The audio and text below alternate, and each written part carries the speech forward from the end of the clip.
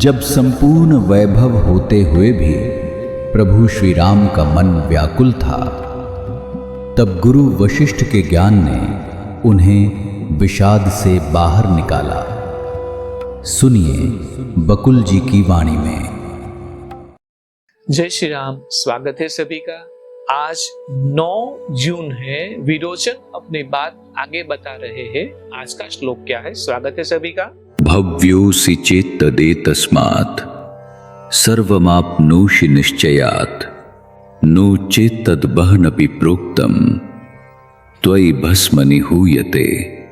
अर्थ है, यदि तुम नम्र और निष्ठावान हो तो तुम सब कुछ इसी से प्राप्त कर सकते हो, यदि नहीं तो और अधिक स्पष्टीकरण राख की ढेरी पर आहुतियां डालने के समान होगा। तो समझदार हो तो इशारे में समझ जाएगा, या फिर कितना भी समझाने से भी नहीं समझेगा। तो वशिष्ठ ने कहा, बाली ने अपने आप से कहा, सौभाग्य से मुझे वह सब याद आ रहा है जो मेरे पिता ने मुझसे कहा था। अब विषयों के सुख की चाह मुझ में समाप्त हो चुकी है। मैंने सब कुछ छोड़ दिया है और सुखों का पीछा करने से मन को पूरी तरह से खींच लिया है। मैं अब सहर्ष अपनी आत्मा में रहूंगा। यह ब्रह्मांड मात्र मन की ही सृष्टि है, इसे छोड़ने में आखिर हानि ही क्या। यह निश्चय करके बाली ने दैत्यों के गुरु शुक्र का चिंतन किया। असीम चेतना में स्थित होने के कारण शुक्र सर्वव्यापी थे और वह जान गए कि मेरे शिष्य को इस समय मेरी आवश्यकता है। गुरु का यही काम है। तत्क्षण उन्होंने अपने शरीर को भौतिक आकार प्रकार दिया और राजा बाली के सन्मुख जा विराजमान हुए।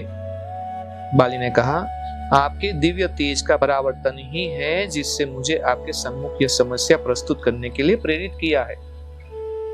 मुझ में सुख की प्राप्ति की इच्छा नहीं और मैं नित्य शिक्षा की शिक्षा ग्रहण करना चाहता हूँ। मैं कौन हूँ, आप कौन है, यह संसार क्या है, कृपया मुझे यह सब बताइए। शुक्र ने उत्तर दिया, हे बाली, मात्र चेतना का ही अस्तित्व है। चेतना ही सब कुछ है। सब कुछ में चेतना ही व्याप्त है। मैं, तुम और यह संपूर्ण संसार मात्र चेतना ही है।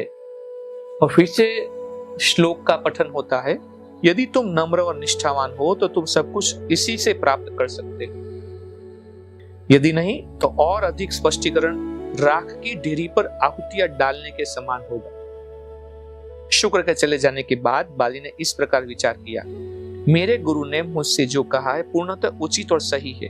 निश्चय सब कुछ चेतना ही है और कुछ नहीं। यदि चेतना पर्वत को नहीं स्वीकार करती तो यह क्या पर्वत के रूप में मैं अस्तित्व में होगा? चेतना ही आप सब कुछ है। इसी चेतना के कारण ही मैं तरह तरह के संपर्कों में आता हूँ और उनका अनुभव करता हूँ, न कि शरीर के कारण। क्योंकि चेतना एक ही है, इसलिए कौन मेरा मित्र होगा और कौन मेरा शत्रु। यहाँ तक कि घृणा आदि प्रवृत्तियां भी चेतना ही तो है। इसलिए न घृणा ही है और न मोह ही, न मन ही है और न उसके विभिन्न रूप ही।